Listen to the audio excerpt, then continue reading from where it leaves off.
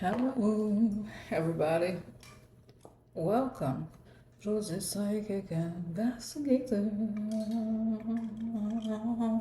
Electric. Oh.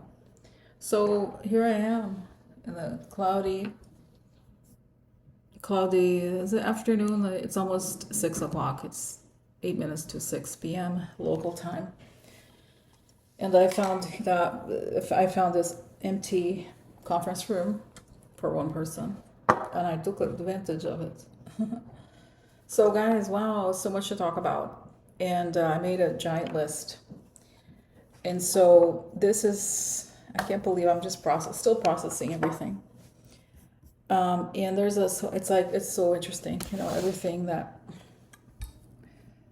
I'm seeing here. The article from yesterday has so much to offer about the nature of the relationship between Peter Thiel and Epstein. And this is crucial because these are people that have so much power, and Peter Thiel is the founder of a great company, Palantir.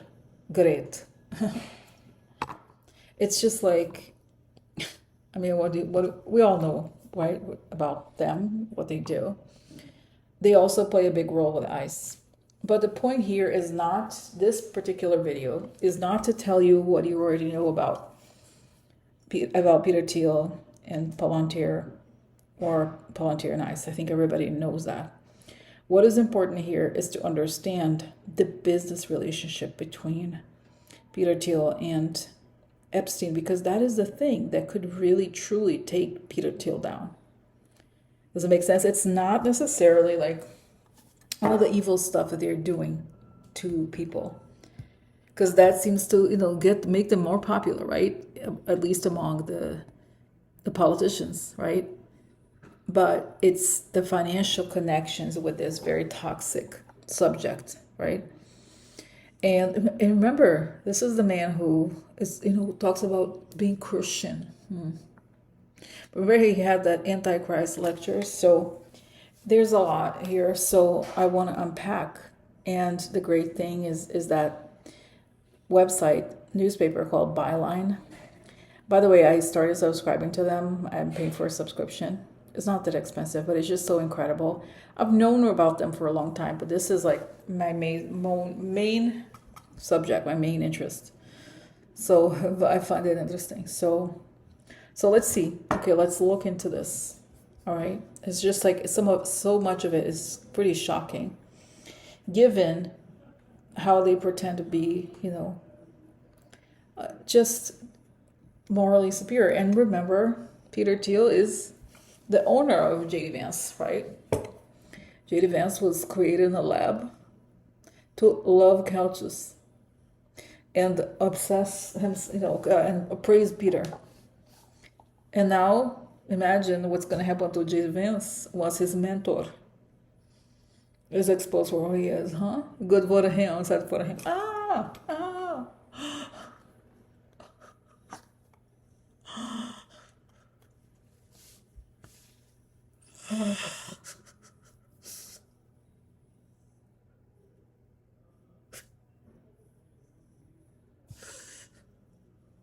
no.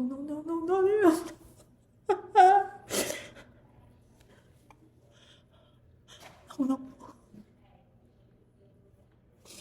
Okay, I have to stop.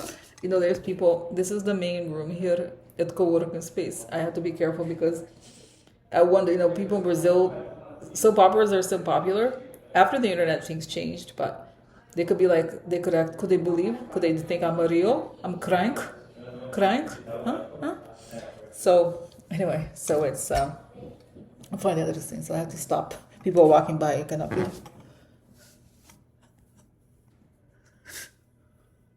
No, Peter. No.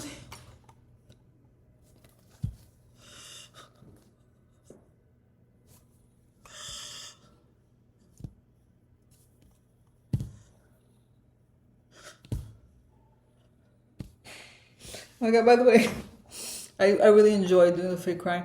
By the way, I should start, I meant to start my fake crying mini channel, just fake crying about this information. I'm going to do that. It's exciting.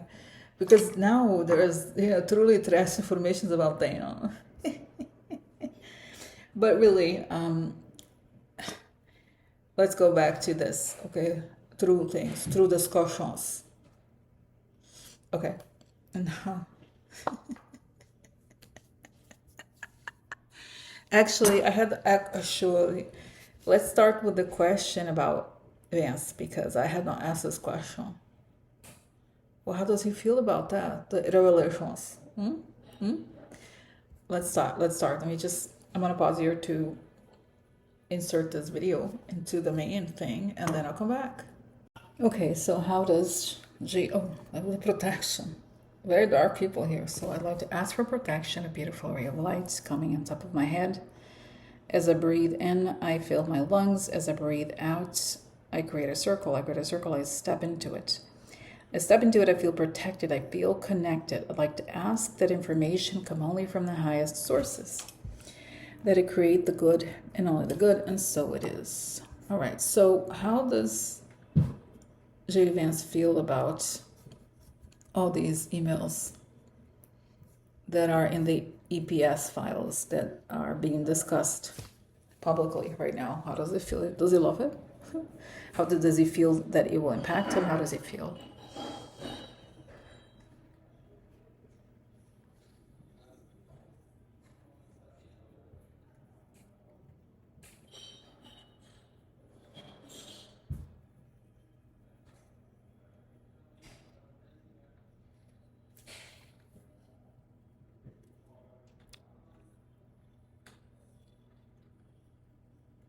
So it's interesting. I see him doing his job, I guess, whatever that is. Just having that fake face. Oh yeah. Oh hi. Oh, I'm so much better than you. You know how he has that grin. He's so gross. So I see him like doing this everyday thing, and then he clicks. People have been sending him this or his assistant, whatever, right? It's everywhere, this stuff now. And he reads some of it, and then he gets that's if you've ever received, I'm sure everybody has gone through this, you receive really bad news and you feel this cold thing in your stomach. You just feel this like, oh my God. Or even when you think it's bad news, your body has a reaction, and that's what happens to him. He has this almost quietly panicked reaction when he sees this, because what's interesting is that I think he kind of had the fear that something like, I don't know that he knew the extent of this, but as it comes out, it's like, it's just this panic. And it's something almost unconscious, like the body is moving, like the body is honest. He has like almost like spasms, or he can't eat because he's so nervous. But then he just tells himself, oh, don't worry, it's not a big deal. It's just Democrats or whatever. And then he tries to like soothe himself somehow, because he knows it is terrible. So he just tries to not think about it too much. But he's it shows me his body is in a frozen state, like a fight and flight, right? But his mind, he's controlling it to try to like gaslight himself into thinking that, oh, it's not a problem, it's not a big deal. No, it's fine, it's fine. So that's where he is now. What, continuing on this theme, like once this can't be stopped, obviously, right? So at which point will all of this information regarding Peter Thiel and J.D. Vance start to really impact him?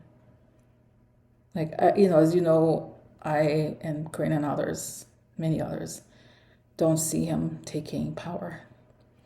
But what do you understand? Like, what is next? Like, what happens to him as a result of this?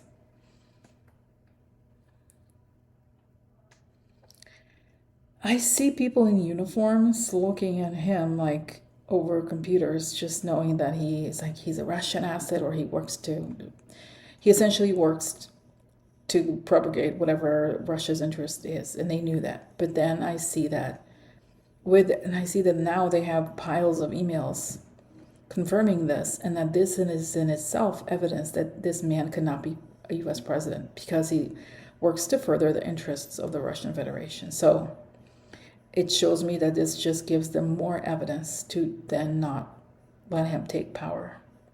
And I don't mean like when you say, oh, they're going to just, not let him. It's not that. It's just that the man is a criminal. Like this should have been done a long time ago, right, about Trump. But now that Trump is nearly gone, in every sense, like his mind is gone and all that, then it's likely that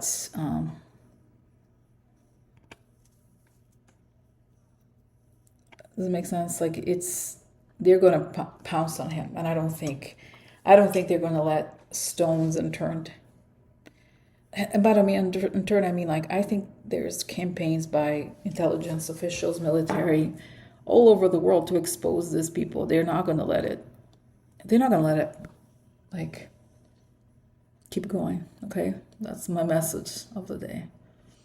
Wow, interesting. So, okay, so now this is a part about J.D. Vance. Then let's go to the questions and the details that came out in the article about Peter Thiel. Ehud Barak said Valar Ventures, known as a Peter Thiel fund, was actually co-owned by Thiel and Epstein. True or false? So this continues from the article I discussed yesterday. So let's go to the question. So I stepped out and got a snack, and I'm ready for questions. I'm going to do the protection again, just in case. I'd like to ask for protection, a beautiful ray of light coming on top of my head as I breathe in. I fill my lungs as I breathe out. I create a circle, I step into it, I feel protected, I feel connected. I'd like to ask that information come only from the highest sources, that it create the good, and good, and so it is. Okay, so now let's look at the question, right?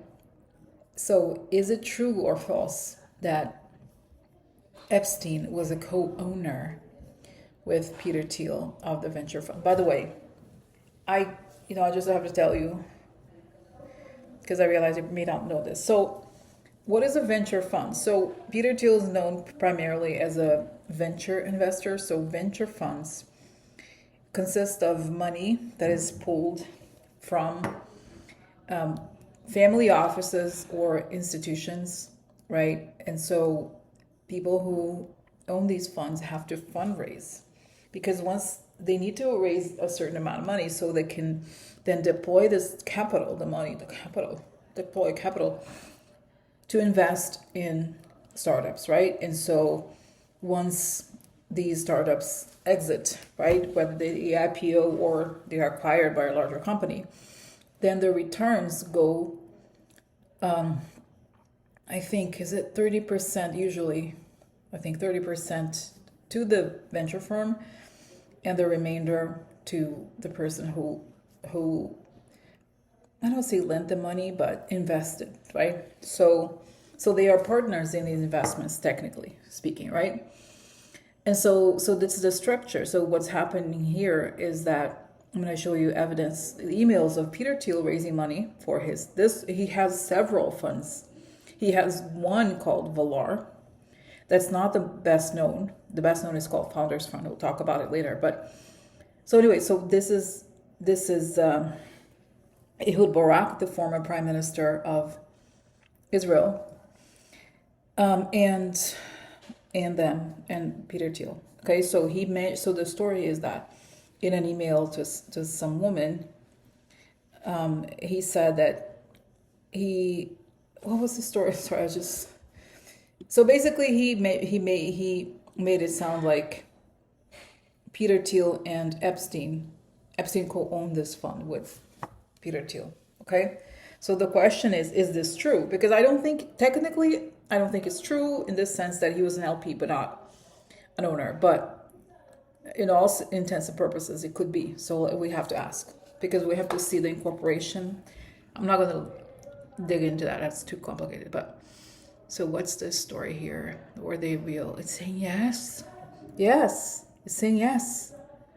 Wow, that he was an LP in addition to being an owner. But it's saying documents will prove that he was in fact. Damn. True, true. Saying good on you, Rosie, explaining and asking, right? Because I assumed that it was a no, no, no. But it's saying that in the so what happens is, if you're an LP, like I said, you get the I think it's 70% or 60. It varies on the fund. Okay, so you get that 60%. But if you're owner, you get the remainder, which is the 30%. So it is telling me that in fact he was the owner of that particular. Like wow, that's was a partner in that fund. Wow, that's crazy. Wow, okay. I'm getting so much. This is telling me this, Rosie. When you look at the incorporation documents, it will be registered either under someone else or under a different company, like a like a shell company or something. But it's true that he was technically the owner of that fund, and he was very, truly, very involved. And guys, by the way, I don't want to brag here, but there was this, the woman. I like months ago. I made an entire video about this woman named Miss Masha Drokova, and how she was operating in Silicon Valley, and now it turns out she's huge in the emails. Okay, like she's huge. It shows the emails and the Epstein files show how big she is. Like how Epstein essentially like created her. Okay, created her like VC identity. I mean, she was a Russian spy before, whatever. Or operative. Let's just call her operative because she's not that discreet, right? Spies have to be more discreet. She's more of like an operative, but like that's the situation. So it's like it's all coming out. Okay. So that's the story. I'm digesting here information. So all right. So let's move to the next. So Peter Thiel's flagship VC fund, Founders Fund, invested in an Epstein-Thiel firm in 2018. So Peter Thiel really is best known for this fund called Founders Fund. And the whole story, it's one day we'll find out why I know so much about this. But for now, his main fund is called Founders Fund, and he started his fund after PayPal went public. And he wanted to help founders. He had this claim that he hated VCs because he didn't like some of the investors that had invested in PayPal. And so it's a huge brand in Silicon Valley, and they were used up to now. I think were respected, even though we know what kind of person he is, right? But now we see that in addition to having Ehud Barak in his Valar fund, Founders Fund goes in and invests in one of the Epstein-Ehud firms. So yet another circumstance where they're working together. Okay. So the question is, what will happen to Founders Fund now that the Thiel Epstein connections have been revealed? And again, this is Peter Thiel's main vehicle, main brand in Silicon Valley. So it's big. Okay. So what's going to happen to the fund, to Founders Fund and their investments? See, like this, shut down. And then I see that it's locked with the, okay, you know what, it's a long story. I think it's the FDIC. You know how if a bank is in the risk of collapse, the government will take over the bank. This happened in the financial crisis. It happened with SVB Bank. It's a technology, Silicon Valley Bank that went under this bank. So it shows me that the building of Founders Fund wrapped with these locks, showing that the government will take over. Wow, because of all the money laundering and criminal activity. Because they have to do a very deep investigation into them. And I see that they find these like Russian communications and all. That's right.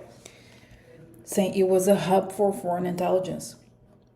For especially, right? Getting to the US. Wow. So when? Because I almost said for the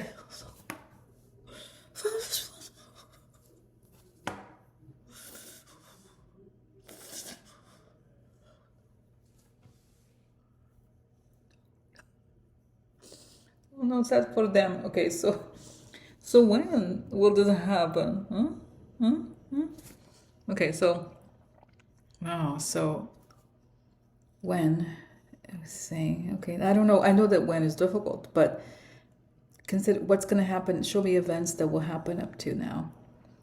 So more and more is going to be revealed now. It's wow, it's showing me Ron Wyden, the senator from Oregon, right? He has the financial information that will show the relationship between Epstein, Russia, and Peter Thiel, and somehow it is also connected to Founders Fund.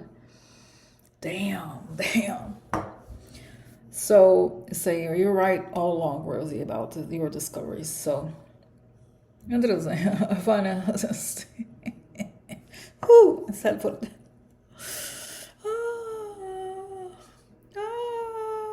No, it's wonderful. No, really, no, not the Founders Fund.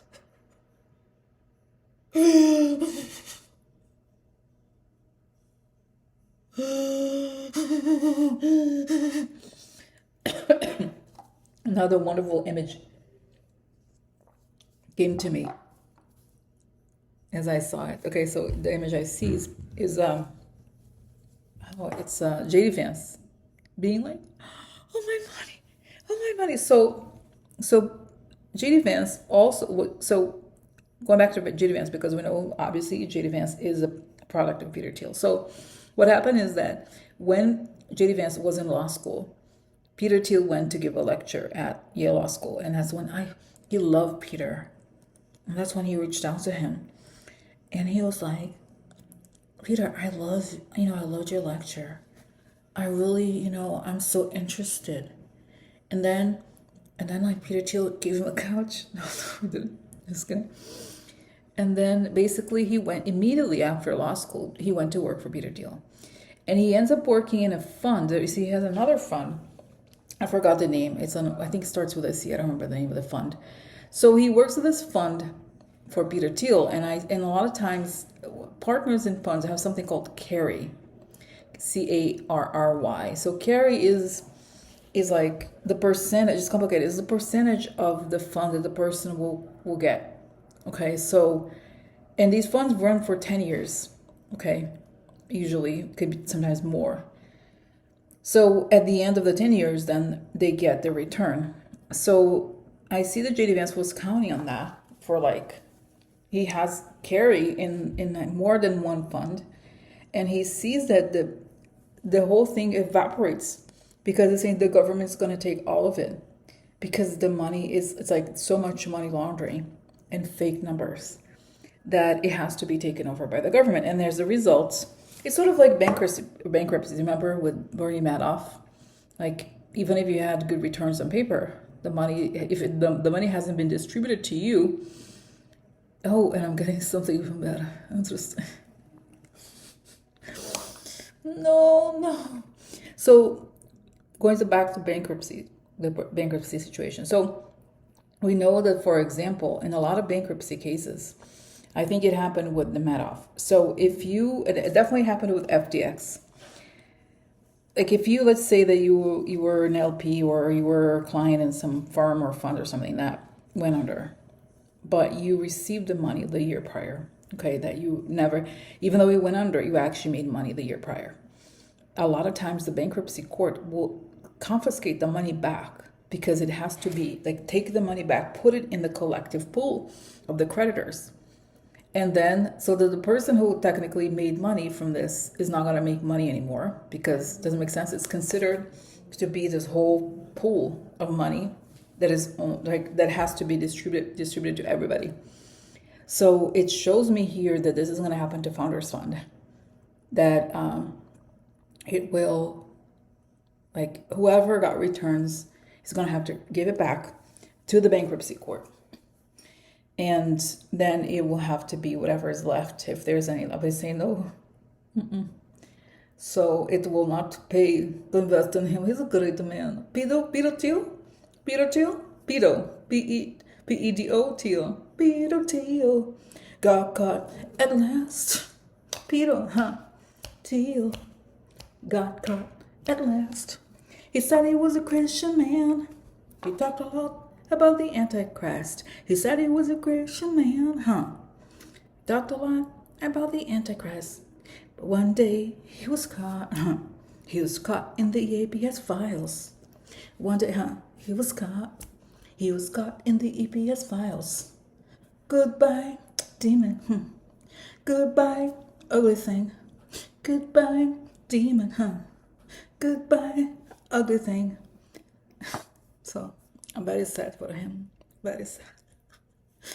Okay. So, I saw it's so good. It was good news left and right. Good news. Oh, you know who's laughing? Jeff. Why, Jeffrey, you always hang out here? Did I invite you? No. Rosie. He's like, yeah, Rosie, I'll never even look at you. You're just pretty gross, okay? You're too fat for me. You're old, okay? But you're funny and you're smart. It's true. It's like, but I don't like women like that. You talk too much. You're loud. You say what you think. No, it doesn't work for me. But he's laughing because he didn't like Peter Thiel either. He thought he was kind of creepy. And he's saying he has, Jeffrey is telling me he has OCD. Really? Interesting. He's showing me that like he washes his hands like multiple times. And he has like all this disinfectant thing. It's like, well, if you're the dirt, it won't go away. But it's interesting. He's saying that he's just like has this weird like habits of cleaning everything around him and obsessed about germs and all that. So maybe he knows it's dirty inside that cannot be cleaned. So thank you. What else, Jeffrey? Anything else to say about him? Not just. He's like, what is that? He kind of smelled. He's saying. Yeah, he was kind of weird. I don't know. So, okay. Okay, Jeffrey. I don't need to know this. I don't want to see it. I don't want to see it. Okay, stop. Spirits also stop. So he's showing me this image of Peter Thiel in a locker room, like kind of like a gym type, with those lockers in a gym, and he's shaving his chest. And I'm like, I don't want to see Peter Thiel's chest. I don't want to see. But he's like, yeah, he likes, oh my God. Okay, I don't want to know. He's like, yeah, Rosie, he likes twinks. And he likes them smooth. I have a mental Rolodex of their preferences. That's how I became friends with them. You know what I'm saying? People go to restaurants for food. They came to me for other things. You know what I'm saying? So I have to provide whatever they liked. Right? That's how it worked. So, wow, interesting. TMI, Jeffrey. Thanks. I was like, no, I thought you would like to know. Okay. I don't need to see more. Something about his... Please don't. I don't want to see it. I don't. Thanks. Okay, let's move on to the next subject.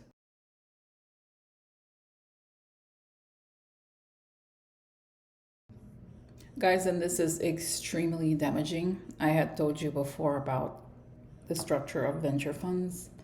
And this is a fundraising message from Peter Thiel directly requesting money for his venture fund. Now, let me just here, let me read him. Jeff, I think you'll be worthwhile for you to meet with Andrew and James, two guys that are scoring the world for me to look at terrific early stage VC investments.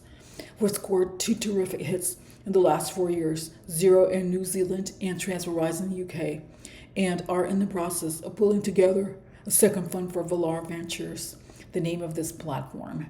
It will make sense for you to put in 10-20 million here. I'll be happy to discuss some more when I see you next in person. Trust all is well, Peter. Guys, that was so damaging. That was so damaging, and honestly, because that is an email soliciting an investment, right? He's raising money. So you can't say, because you could say, well, there's emails of us together. I said this, I said that. But when you're asking for him to be an LP, that is huge. Okay. So he can't deny it. This is huge. Okay. So this is how bad it is. There's too much evidence here. Okay. Of him being friends with him wanting, imagine, this is even more damaging, wanting his money, knowing everything he knows about the guy. He's requesting his his money. Does it make sense? So it's not even as if Epstein himself was asking to be in his fund. And by the way, a lot of the highest level venture fund companies, because they have such high returns, or historically have had such high returns, they are very picky about who their LPs are.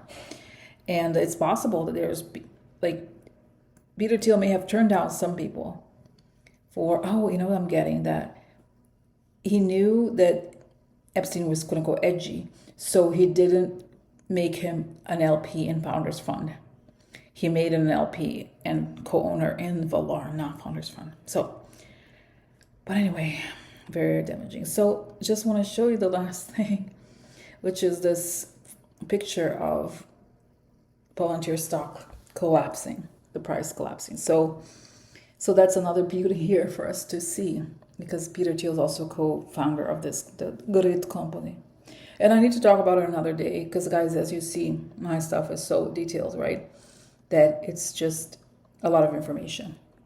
I mean, the thing about Palantir and ICE, there's not much. I mean, we know what it is, right? What they do, what their goal is. It's like, it is what it is. But the question really is, and I think it answered here, if they're going to go down. Because that's, you know what I mean? It's not enough to know what they do or what they want. But now we're close to the collapse. And that's a beautiful moment, no? So, all right. So now let's look at here, the curve, okay? So Palantir is imploding. So what's going to happen to Palantir and Palantir stock? By the way, I've been doing long story. I've done a lot of research about the whole pump and dump scheme. Palantir is is basically a meme stock, because the valuation, the public markets, is just wildly out of whack with the revenues, okay? So, but the point, I don't want to get into that. I just wanted to ask what's going to happen to this stock. Wow, it's saying it's just going to collapse, because they know, because of the exposure, right? And it's so interesting, right? Because you could see how obviously they have made so much money from the Trump administration, but once it goes away, because they have become the face of so much evil all over the world, it's going to become a maligned name. And honestly, I feel like I can't even think of a company that has that's going to have such a negative connotation for the future. Like you can think of like ExxonMobil because of oil spills, but the level of evil they have done, it's like, it's going to go down in history as like an example of the worst kind of company. Like, how could I see in the future people looking like, how could I even have been a company? How is it possible? So it's just sad for them. So yeah, it's just gonna collapse. There's nothing else to say about it, right? So sad for them. No. Wow. So the other thing that's really interesting about Palantir, maybe I should do another video just about this, is that Palantir is very related, is very connected to the AI bubble, because they're like doing so much pump and dumping with this. And if Palantir goes down, so does a lot of the AI bubble. And another thing to remember is that Michael Burry, the guy, Burry, I think his name, you spell it, the guy who did who made money in the financial crisis through predicting that the banks were going to go down because the bond, the long story, the CD, long story, I don't want to get into the details, but the guy, the big short guy, basically, right? So that's him, and he's betting against Palantir. He's months ago, and ever since he said it, the stock has been going down, but the last few days has been going down dramatically. So great news for all of us decent people. So, okay, so that's it for today, and I'll see you very soon. Today, I had kind of like a long day, so I don't know that I'll be able to do another video, but this is a very enjoyable video for me. All right, guys, thank you for watching. Bye.